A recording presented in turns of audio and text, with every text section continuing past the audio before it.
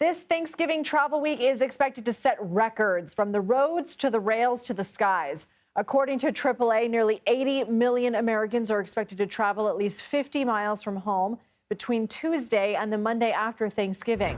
Many of those travelers will fly. The TSA says it expects to screen 18.3 million people at the nation's airports during that 7-day time frame.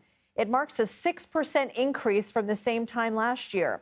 The surge in travelers comes as forecasters predict a wave of winter storms across the U.S.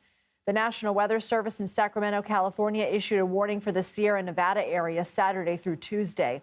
California and the Pacific Northwest are already working to recover from a deadly bomb cyclone and atmospheric river that spread through the region last week. CBS News senior transportation correspondent Kris Van Cleave is following things for us at Newark Liberty International Airport in New Jersey. Kris, how much is the winter weather expected to impact Thanksgiving travel, both flying and driving? Well, the airlines feel very good about the forecast going into Thanksgiving. American Airlines today was just telling us they've had about a 92% completion factor, on-time completion factor, I should say. So that's a really good number. If you have 92% of your flights arriving on time, even though we have had some weather issues today, we've seen very, very few cancellations given the number of flights that are flying.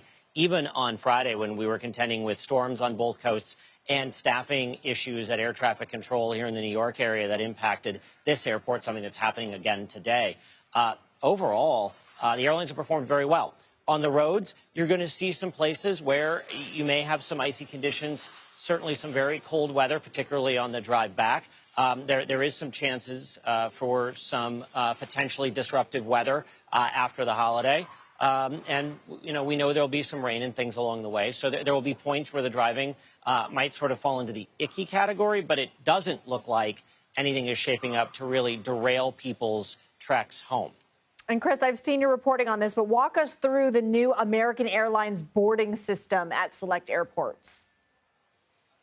Sure. So American is rolling this out to 100 airports ahead of Thanksgiving, and it's basically a boarding system that will alert the gate agent if somebody is boarding before their group has been called. Basically, if you're whether you're intentionally or otherwise jumping the line, it's going to make a noise when you try to scan your boarding pass. It's going to flash on the gate agent's screen that this person is boarding too soon, and they're going to ask you to go back and wait your turn. They say that it has improved the flow of boarding in the airports where they have tested it, and it is really an effort to try to combat that crowding, that sort of surge of people that moves towards the boarding door when they start boarding. One of the big complaints, particularly from frequent flyers, is people getting in the way of the early boarding process and just sort of that crowding that complicates everyone. It becomes a bit of a game of Tetris to get on the airplane. I like rules. I like order. I'm all for it. I haven't experienced it yet, but looking forward to it. All right, before we let you go, workers at the airport in Charlotte, North Carolina began striking Monday. Tell us what these employees do, what they're demanding, and the potential impact. Charlotte is a hub for American.